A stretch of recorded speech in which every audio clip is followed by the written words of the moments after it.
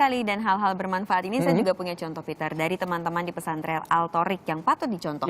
Mereka di sini berhasil menjadi pesantren yang mandiri pangan dengan mampu menyediakan sendiri bahan makanan dari halaman pesantren. Dan gak hanya itu, Angie, jadi mereka juga berhasil membudidayakan talas dan ubi sebagai makanan pengganti nasi. Ya, benar sekali. Ini memang kita harus contoh ya, ide kreatifnya, semangatnya juga. Tapi sayangnya liputan Cinta Bumi ini sekaligus menutup kebersamaan kita di pagi ini. Akhir kata saya Angie Ang. Dan saya Peter Ngantung, selamat pagi dan semangat beraktivitas.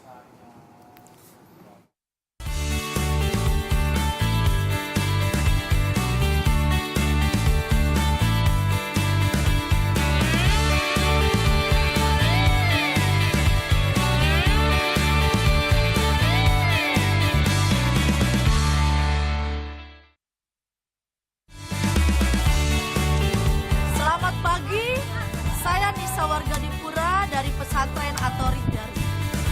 Pesantren kami mendidik anak-anak untuk terus menanam. Karena dengan menanam, kebutuhan pangan keluarga yang sehat pasti terpenuhi.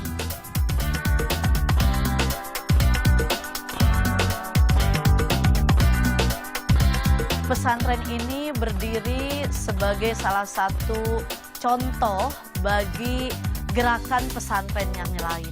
Tidak selamanya berbicara tentang pendidikan keagamaan. Mereka juga dididik oleh kami untuk terus menanam. Dan tanaman-tanaman ini adalah tanaman-tanaman yang berkelanjutan.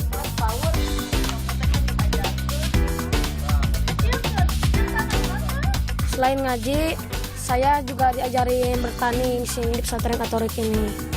Dan sekarang saya sedang membuat ini alami yang terbuat dari jerami.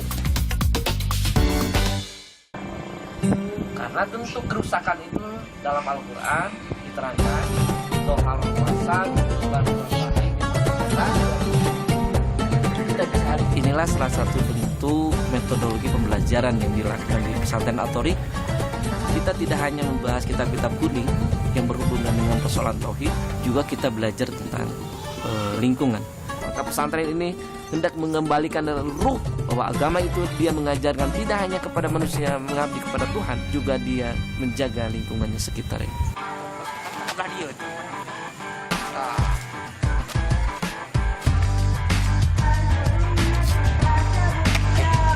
Di mana Indonesia sekarang hanya berada pada satu karbohidrat saja, contohnya adalah beras.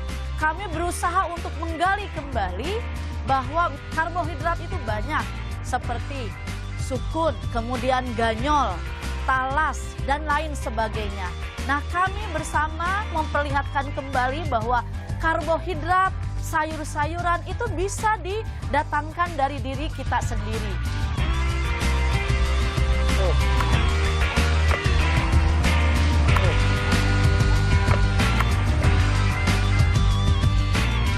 Bahwa dengan karbohidrat yang begitu bermacam-macam, dengan sayuran yang bervariasi, yang secara tidak langsung mempunyai nutrisi yang tinggi, yang berganti-ganti, anak-anak menjadi pintar. Contoh, salah satu santri kami mendapatkan cum laude.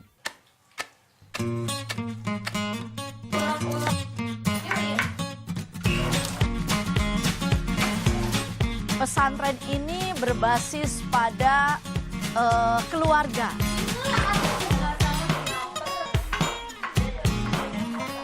Dan kami bekerja bersama. Sampai pada bertani bersama, memproduksi bersama, belajar bersama.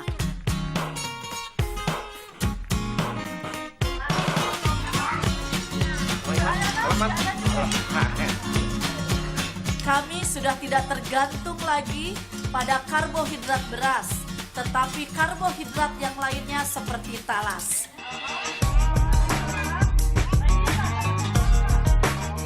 Awalnya sih aneh, cuman karena udah terbiasa tidak begitu beda dengan nasi, sama enaknya, dan gizinya pun tidak beda jauh sama nasi.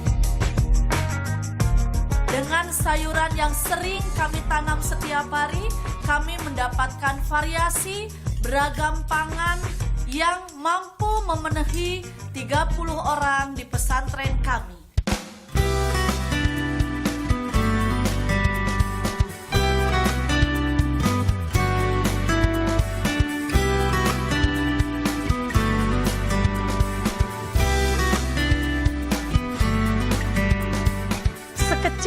apapun halaman kita itu bisa diberdayakan.